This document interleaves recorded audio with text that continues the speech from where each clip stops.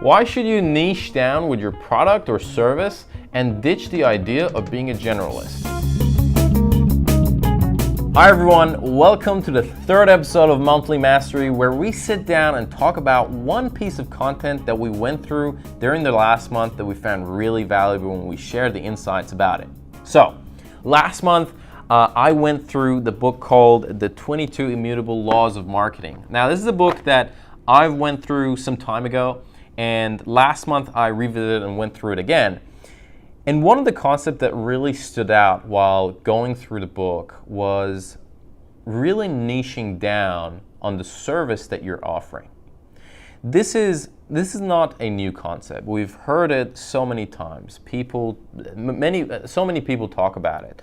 Tim Ferriss talks about it. Seth Godin. Peter Thiel talks about it in his book called 0 to 1. He has a quote in the book that says, "Always err on the side of being too niche." You know, Chan Kim and Renee Mobron talks about in their book called The Blue Ocean Strategy. So it's not a new concept, but it's really good to be reminded of it every now and then, because from time to time we might derail and go a bit broader and outside our niche. So in the book they talk about a lot of laws of marketing, but three of them really stood out for me. And they really are around the concept of going niche. So the first one is the law of focus. Now in the book they talk about if as a brand what you should aim for is to own a phrase or word. Now you can look at many successful brands that are out there and they've done this. If you look at Volvo, safety. You look at Tesla, electric cars. You look at companies like Domino's, their home delivery, and so on and so forth. So they own a certain phrase, and they really niche down on that, and they completely take ownership of it. So that was the first component that came about. The second one, which is law number 6, is the law of exclusivity. And in this law, they talk about don't go after the same thing that your competitors are going. So don't be competing about the same thing and differentiate yourself. Really try to create a category that you can own. Don't be competing. And this is again very similar to some of the things that if you've gone through their book, The Blue Ocean Strategy, it's very similar to their concept. The third component, or the third law that really stood out is in the book. It's the 13th law, and it's the law of sacrifice.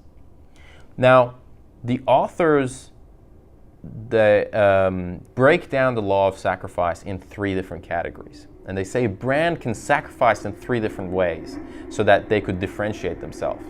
The first one, when it comes to sacrifice, is product line. So not being a generalist. Now, whether you are a digital product with you can sacrifice your features and being very narrow. If you are a physical product, same thing. A really great example of this is comparing Nokia and iPhone. Nokia had this wide range of options, and then iPhone and Apple came about with one phone, and that was iPhone. So sacrificing on your product line.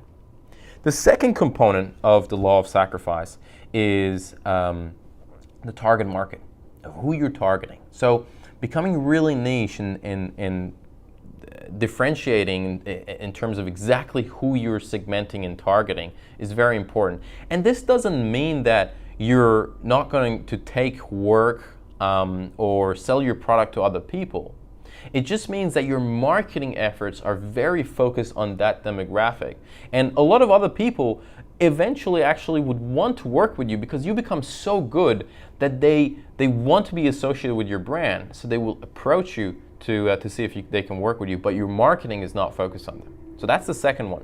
And the third and the last component of the law of sacrifice is the market changes. So this is very common. A new trend comes along, and the management of a company sit down every 12 months at the end of the year, and they say, what is our strategy? Well, these are the new trends that are coming. We should go after these. And that is something that you should avoid in your business, and not not really give in to these trends that keep coming up and really focus on the certain area that you've decided that you want to focus in and play the long-term game rather than the short-term game. So those are the three components, and those are the three laws that really stood out from reading the book. Now, look, I hope this has been helpful, but I would also love to hear if you have experience niching when you're working with a product or you're selling a service or whatever you're doing, and if you have any experience, love to hear from you. Please share down in the comments. And also, if you came across a piece of content during the month that you found really valuable, absolutely love to hear it. Share the link in the comments as well, and we'll see you around for the next monthly Mastery episode. Take care. Bye-bye. Now, that background noise. So loud. That's the Grand Prix. F1 cars.